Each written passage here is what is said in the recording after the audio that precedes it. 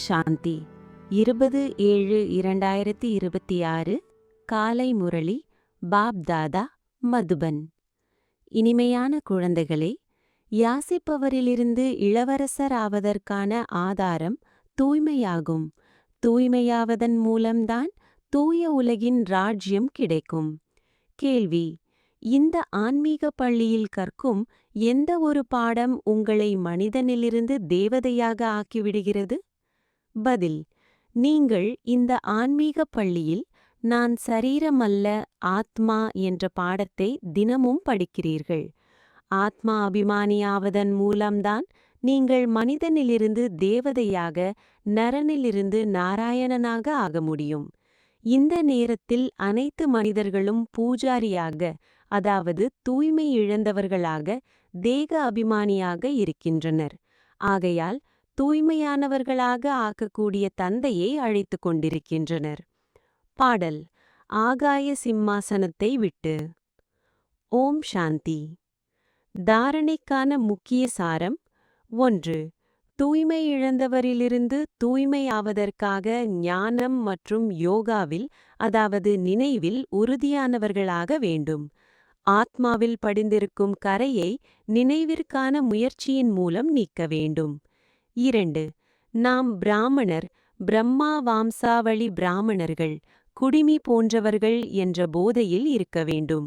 பிராமணர்கள்தான் ஆஸ்திக்கு உரிமையாளர்கள், ஏனெனில் சிவபாபாவின் பேரன்களாக இருக்கிறோம்.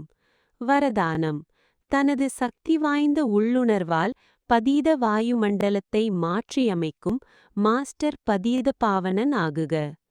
சுற்று சூழ்நிலை எப்படி இருந்தாலும் நமது சக்தி வாய்ந்த உள்ளுணர்வால் மாற்றியமைக்க முடியும். வாயுமண்டலம் விகாரமயமாக இருந்தாலும் தனது உள்ளுணர்வு விகாரமற்ற நிலையில் இருக்க வேண்டும். பதீதமானவர்களை பாவனமாக மாற்றுபவர்கள் பதீத வாயுமண்டலத்தால் பாதிக்கப்பட மாட்டார்கள். மாஸ்டர் பதீத பாவனியாக மாறி தனது சக்தி வாய்ந்த உள்ளுணர்வால் தூய்மையற்ற பலவீனமான வாயுமண்டலத்தை அகற்றுங்கள். அதை பற்றி வர்ணனை செய்து வாயுமண்டலத்தை உருவாக்காதீர்கள்.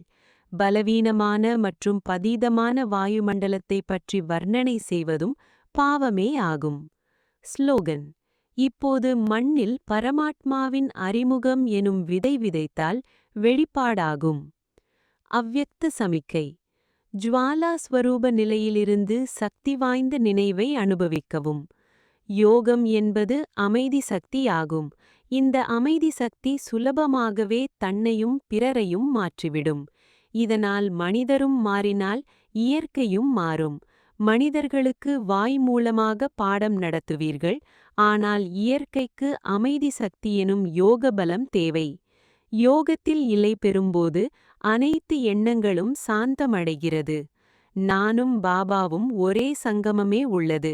இதுவே பவர்ஃபுல் யோகம் ஆகும். தந்தையின் சந்திப்பின் அனுபவம் தவிர மற்ற அனைத்து எண்ணங்களும் அடங்க வேண்டும். அப்போதே ஜுவாலா ரூபமான நினைவு என்று அழைக்கப்படும். அதன் மூலமே மாற்றம் நிகழும். ஓம் சாந்தி.